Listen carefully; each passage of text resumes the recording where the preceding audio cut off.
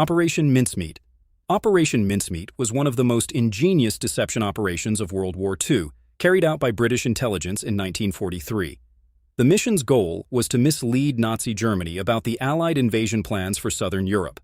British intelligence obtained the body of a deceased Welshman named Glyndwr Michael, dressed him as a Royal Marines officer named William Martin, and planted false documents on him suggesting the Allies would invade Greece and Sardinia rather than their actual target of Sicily. They placed the body in the Mediterranean Sea off the coast of Spain, where it was discovered by Spanish authorities who shared the documents with German intelligence. The Germans took the bait completely, redeploying troops away from Sicily to defend Greece and Sardinia. When the Allies invaded Sicily in July 1943, they faced lighter resistance than expected, partly due to this brilliant deception. The operation saved countless Allied lives and demonstrated how psychological warfare could be just as effective as military force. The Doolittle Raid. The Doolittle Raid took place on April 18, 1942, just 4 months after Pearl Harbor, when American morale was at its lowest point. Lieutenant Colonel James Doolittle led 16 B-25 Mitchell bombers launched from the aircraft carrier USS Hornet to strike Tokyo and other Japanese cities. This mission was extraordinarily dangerous because B-25 bombers had never been designed to take off from aircraft carriers, and the planes would not have enough fuel to return. The plan called for the crews to bomb Japan and then fly to China, where they would bail out or crash land. The raid itself caused minimal physical damage to Japan, but its psychological impact was enormous. It boosted American morale tremendously and shocked the Japanese military leadership, who had believed their homeland was invulnerable. The Japanese response included the Battle of Midway, where they sought to extend their defensive perimeter, leading to a decisive American victory. Of the 80 crew members, 3 were killed in action, 8 were captured by Japanese forces with 3 executed, and the rest eventually made it to safety. Doolittle himself believed the mission was a failure and expected to be court-martialed, but instead he received the Medal of Honor. Operation Anthropoid. Operation Anthropoid was the codename for the assassination of Reinhard Heydrich, one of the highest-ranking Nazi officials and a principal architect of the Holocaust. Heydrich served as the deputy Reich protector of Bohemia and Moravia and was considered Hitler's potential successor. In December 1941, the Czechoslovak government in exile trained 2 soldiers, Józef Gabčík and Jan Kubiš, and parachuted them into occupied Czechoslovakia. On May 27, 1942, they ambushed Heydrich's car in Prague. Gabčík's gun jammed, but Kubiš threw a modified anti-tank grenade that exploded near the vehicle. Heydrich was severely wounded by shrapnel and bomb fragments that drove upholstery material into his body, causing an infection. He died 8 days later on June 4, 1942. The Nazi response was brutal and swift. Hitler ordered massive reprisals, including the complete destruction of the villages of Lidice and Ležáky, where all men were murdered and women and children sent to concentration camps. Despite the horrific Nazi reprisals that killed over 1,300 people, Operation Anthropoid remained significant because it removed one of the most dangerous Nazi leaders and demonstrated that even the highest-ranking Nazis were not safe from resistance forces. Operation Gunnerside. Operation Gunnerside was a Norwegian-British sabotage mission targeting the Vemork heavy water plant in Norway in February 1943. Heavy water was crucial for Nazi Germany's atomic bomb research program, and the Vemork plant was the only facility in Europe capable of producing it in sufficient quantities. A previous attempt called Operation Freshman had failed catastrophically when 2 gliders crashed, killing all involved. For Operation Gunnerside, 6 Norwegian commandos were parachuted into Norway and joined 4 survivors from an earlier reconnaissance mission. The team skied through treacherous winter conditions to reach the plant. On the night of February 27, 1943, they infiltrated the heavily guarded facility by following a railway track through a ravine that the Germans considered impassable. They placed explosive charges on the heavy water electrolysis chambers and destroyed approximately half a ton of heavy water, setting back the German nuclear program by years. Remarkably, they achieved this without firing a single shot and escaped without casualties.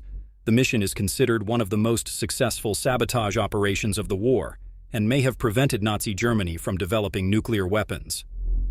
The Great Escape. The Great Escape occurred on the night of March 24, 1944, from Stalag Luft III, a German POW camp holding Allied airmen. Over 600 prisoners, led by Royal Air Force Squadron leader Roger Bushell, spent nearly a year digging 3 tunnels codenamed Tom, Dick, and Harry. The tunnels were engineering marvels, extending 30 feet deep and over 300 feet long, complete with electric lighting, air pumps, and trolley systems. The prisoners forged documents, created civilian clothing, and manufactured compasses from melted gramophone records. The plan was to evacuate 200 men through Tunnel Harry, but on the night of the escape, only 76 men made it out before guards discovered the tunnel. The aftermath was tragic. Hitler personally ordered the execution of 50 recaptured officers as a warning to others, violating the Geneva Convention. Only 3 men successfully reached freedom. 2 Norwegians reached Sweden, and a Dutchman made it to Gibraltar via France and Spain.